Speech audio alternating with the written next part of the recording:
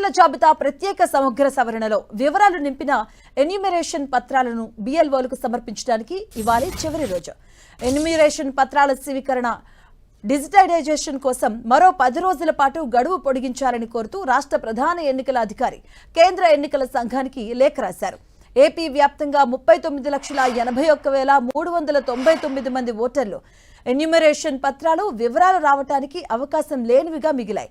ఇక వీటిలో 14,19,644 పత్రాలు మృతులకు సంబంధించినవిగా ఉన్నాయి.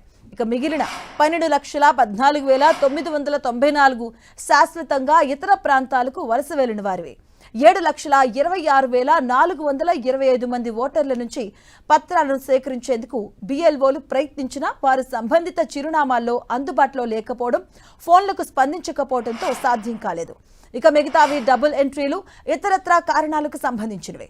ఇక ఇదే విషయాన్ని పేర్కొంటూ వాటిని ఎన్నికల సంఘం డిజిటైజేషన్ చేసింది. ఇక వీటితో కలిసి రాష్ట్ర వ్యాప్తంగా ఉన్న 4,16,27,694 మంది ఓటర్లకు 4,09,32,211 మంది ఓటర్ల ఎన్యూమరేషన్ పత్రాలు డిజిటైజేషన్ చేసినట్లుగా ఈసీ తెలిపింది. ఇక ఆన్ కరెక్టబుల్ మినహాయిస్తే 3,60,50,812 ఓటర్ల డిజిటైజేషన్ పూర్తయినట్టుగా లెక్క.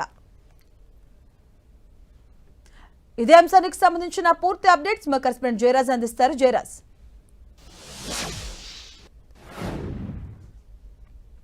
ఓటర్ల జాబితా సమగ్ర ప్రత్యేక సవరణ కార్యక్రమానికి ఈరోజు ఆఖరి రోజు. దరఖాస్తులన్నీ సమర్పించేటానికి ఈరోజు ఆఖరి రోజు. ఈ నేపథ్యంలో ఇప్పటి వరకు కూడా గత కొద్ది రోజులుగా గ్రామ స్థాయి నుంచి రాష్ట్ర స్థాయి వరకు కూడా అధికార యంత్రాంగం ఇదే పనిలో చాలా యుద్ధ ప్రాతిపదికన చేపడతా ఉంది. ఆంధ్రప్రదేశ్లో అన్ని జిల్లాల నుంచి కూడా దాదాపు 93% పైగా ఇప్పటి వరకు కూడా జరిగినట్లు అధికార గణాంకాలు పేర్కొంటున్నాయి. ఈ నేపథ్యంలో ఇంకా ఈ ప్రజా సంఘాలు, వామపక్షాలు కూడా నిన్న ఈసీని కలిసినటువంటి నేపథ్యంలో రాష్ట్ర ఎన్నికల అధికారి కూడా కేంద్ర ఎన్నికల సంఘానికి లేఖ రాశారు.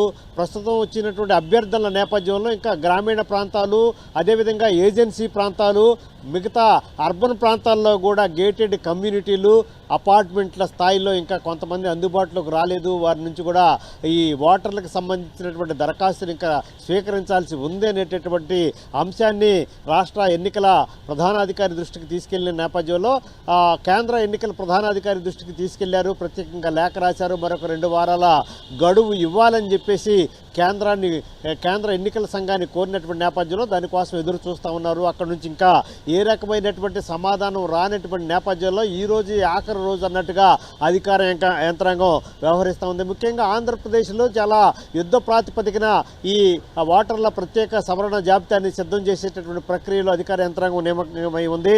ఈ నేపథ్యంలో ఆంధ్రప్రదేశ్లో ఇప్పటి వరకు కూడా మొత్తం 4,16,27,694 మంది ఓటర్ల ఉన్నట్టుగా గుర్తించినటువంటి నేపథ్యం ఉంది.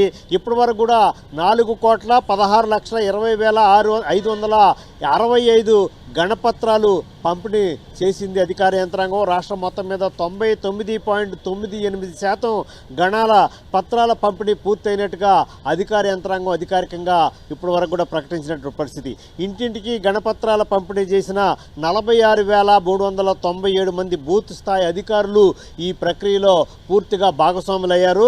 రాష్ట్ర వ్యాప్తంగా ఇంకా సుమారుగా 40,86,000 గణపత్రాలు తిరిగి రావాల్సి ఉన్నట్టుగా కూడా అధికార యంత్రాంగం దీన్ని అధికారికంగా ఇప్పటివరకు కూడా ప్రకటించినటువంటి పరిస్థితి ఉంది. జూలై 12 సాయంత్రం నాటికి 93.25% గణపత్రాల డిజిటలైజేషన్ పూర్తయినట్లుగా అధికారికంగా ప్రకటించారు. ఇంకా సుమారు 27,86,000 గణపత్రాల డిజిటలైజేషన్ పూర్తవ్వాలని అధికార యంత్రాంగం ఇప్పటివరకు కూడా ప్రకటించింది. గడువు ముగియనున్నటువంటి నేపథ్యంలో పెండింగ్ పత్రాల సేకరణ పైన అధికార యంత్రాంగం దృష్టి సారించింది. బిఎల్ఓలు, బిఎల్ఏలతో ఈ ప్రక్రియ కూడా పూర్తి స్థాయిలో జరుగుతూ ఉంది. జిల్లా యంత్రాంగం పూర్తిగా దీనిపైన నిమగ్నమై ఉన్నటువంటి నేపథ్యంలో ఇంకా ఏజెన్సీ ప్రాంతాలు, గిరిజన ప్రాంతాలు, లోతట్టు ప్రాంతాలు, అదేవిధంగా లంక గ్రామాలు ఇవి రూరల్ ఏరియాలో ఉన్నటువంటి పరిస్థితి. అక్కడి నుంచి కూడా ఇంకా ఈ ఎన్యూమరేషన్ ప్రక్రియ పూర్తి అవ్వలేదు. అక్కడ ఉన్నటువంటి పరిస్థితుల దృష్ట్యా ఇప్పుడు కానీ ఓటర్ లిస్టులో నమోదు కాకపోతే శాశ్వతంగా ఓటు హక్కు ఉండదు. వారి అస్తిత్వానికి రాబోయే రోజుల్లో ఎన్నికల ప్రక్రియకి చాలామంది దూరంగా ఉండాల్సినటువంటి అసాధారణ పరిస్థితులు ఏర్పడతాయని చెప్పేసి వామపక్షాలు, ప్రజా సంఘాలు, అదేవిధంగా మిగతా యంత్రాంగం అంతా కూడా నిన్న రాష్ట్ర ఎన్నికల సంఘాన్ని కలిసింది. రాష్ట్ర ఎన్నికల సంఘానికి వినతి పత్రం సమర్పించిన నేపథ్యంలో వచ్చినటువంటి అభ్యర్థులు ఉన్నటువంటి పరిస్థితుల దృష్ట్యా కేంద్ర ఎన్నికల సంఘానికి రాష్ట్ర ఎన్నికల సంఘం ప్రత్యేకంగా లేఖ రాసింది. వస్తున్నటువంటి అభ్యర్థుల నేపథ్యంలో ఇంకా 2 వారాల గడువు ఇవ్వాలని చెప్పేసి కేంద్ర ఎన్నికల సంఘాన్ని అడిగినటువంటి నేపథ్యం ఉంది. దీనికి సంబంధించి కేంద్ర ఎన్నికల సంఘం నుంచి గడువు పెంచుతారా లేదా అనేటటువంటి దిశగా ఎదురు చూస్తున్నారు. ఈ గడువు పొడిగింపు ఇప్పటివరకు రాలేనటువంటి నేపథ్యంలో ఈరోజు సాయంత్రానికల్లా ఈ పత్రాలన్నీ కూడా ఎక్కడైతే ఆయా ప్రాంతాల్లో ఉన్నటువంటి అధికారులకు అందజేసే ప్రక్రియ అయితే పూర్తి కావాలి. మొత్తం మీద చూస్తే రాష్ట్రం ఆంధ్రప్రదేశ్లో తిరుపతి జిల్లాలో అత్యధికంగా 16.56% గణపత్రాలు పెండింగ్లో ఉన్నాయి. పశ్చిమ గోదావరి జిల్లాలో అత్యల్పంగా 4.51% గణపత్రాలు పెండింగ్లో ఉన్నట్టుగా అధికారికంగా ఇప్పటి వరకు ధృవీకరించారు. ఎన్టీఆర్ జిల్లాలో 5.42% ఇంకా అందాల్సి ఉన్నట్లుగా సమాచారం ఉంది. డిజిటలైజేషన్ విషయంలో అల్లూరు సీతారామరాజు జిల్లా అగ్రస్థానంలో ఉంది. అల్లూరు సీతారామరాజు జిల్లాలో 99.97% గణన పత్రాల డిజిటలైజేషన్ ప్రక్రియ పూర్తయింది. విశాఖ జిల్లాలో 87.24% డిజిటలైజేషన్ పూర్తయి అత్యల్ప పురోగతిలో ఈ జిల్లా ఉంది. ఎన్టీఆర్ జిల్లాలో 89.95% గణన పత్రాల డిజిటలైజేషన్ పూర్తయినటువంటి పరిస్థితి ఉంది. గణన పత్రాలు సమర్పించినటువంటి అధికారులు వెంటనే మొత్తం బూత్ స్థాయి అధికారులకి ఆ పత్రాలన్నీ కూడా సమర్పించాలని చెప్పేసి అధికార యంత్రాంగం మొత్తం ఆ ఓటర్ లిస్టు దగ్గర పెట్టుకొని వారందరూ కూడా ఫోన్లు చేసి మరీ చెబుతున్నటువంటి నేపథ్యం ఉంది. ఇదే కాకుండా ఒక చోట నమోదైనటువంటి ఓటరు రెండో చోట కూడా నమోదైతే ఇప్పటికే కఠినమైన చర్యలు తీసుకుంటామని ఎన్నికల సంఘం హెచ్చరికలు జారీ చేసినటువంటి నేపథ్యం ఉంది.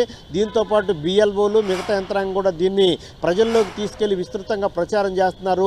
గత కొంతకాలంగా అటు కేంద్ర ఎన్నికల సంఘం, ఇటు రాష్ట్ర ఎన్నికల సంఘం, జిల్లా యంత్రాంగం ఈ ఓటర్ నమోదు ప్రక్రియకి పూర్తి స్థాయిలో ప్రచారం చేశారు. ప్రజల నుంచి కూడా సానుకూలమైన స్పందన వచ్చింది.